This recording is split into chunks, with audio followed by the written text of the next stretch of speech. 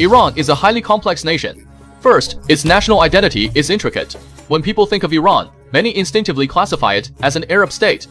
This is what Iranians dislike, for Persians are Iran's main ethnic group, making up 62%. The Persian Empire, Persian Cat and Prince of Persia, these reflect the region's true identity. In 513 BCE, the Persians founded the Persian Empire.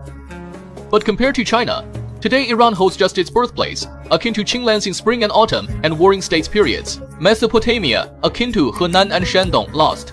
Turkmenistan, much like Inner Mongolia, lost. Transcaucasia, akin to lost. Liaodong, Afghanistan, much like lost. Jiangnan is gone. So Iranians feel tense, seeing neighbors as kin in nearby lands. And then there is language, the clearest clue. Most Iranians speak Persian, which is part of the Indo-European family, and it is nearly entirely different from Arabic. In Iran, calling them Arabs is not a geographic mistake, but a cultural minefield that may get you beaten. 2. Complex system. If you try to see Iran as a presidential system state, you will get more confused. Iran's power structure combines religious and secular authority. There is an Iranian president and parliament, but the supreme leader holds the highest power in the country. To put it plainly, the Iranian president is more like a senior manager, while the supreme leader is the true boss. Iranian presidents may change, but the supreme leader stays fixed. The military, judiciary, media trends, and major foreign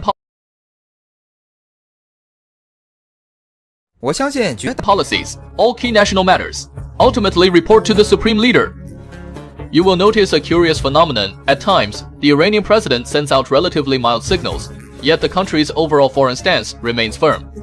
It is not that the Iranian president breaks promises, he simply is not the final decision maker.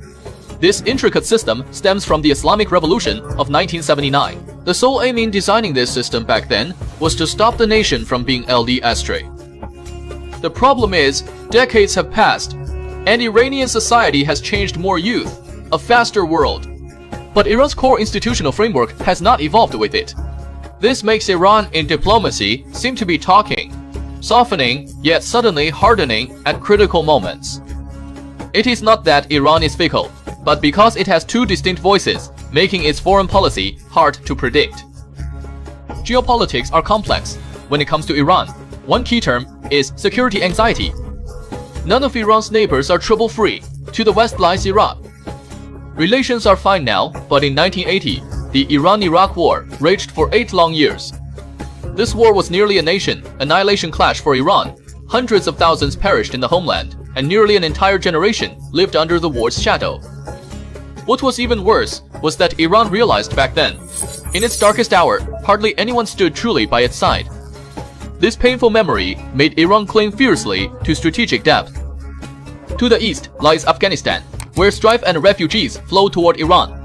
To the south lies the Persian Gulf, where 5 United States overseas bases eye Iran closely, and Israel sees Iran as its prime adversary. What is more, Iran tightly controls a global energy lifeline, the Strait of Hormuz. About a third of global oil flows pass through this narrow strait, which Iran controls, making it a world hotspot.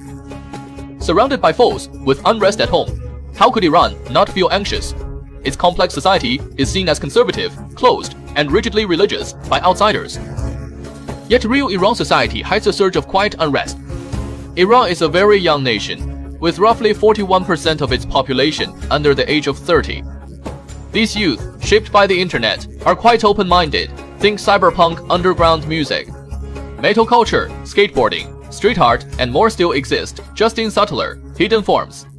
Women wear headscarves as mandated by Iran law.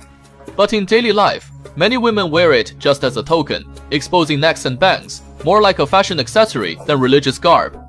This outward compliance, inner defiance, makes Iranian society complex. When people think of Iran, oil is often the first thing that comes to mind. Indeed, Iran is the second largest oil producer in the Middle East.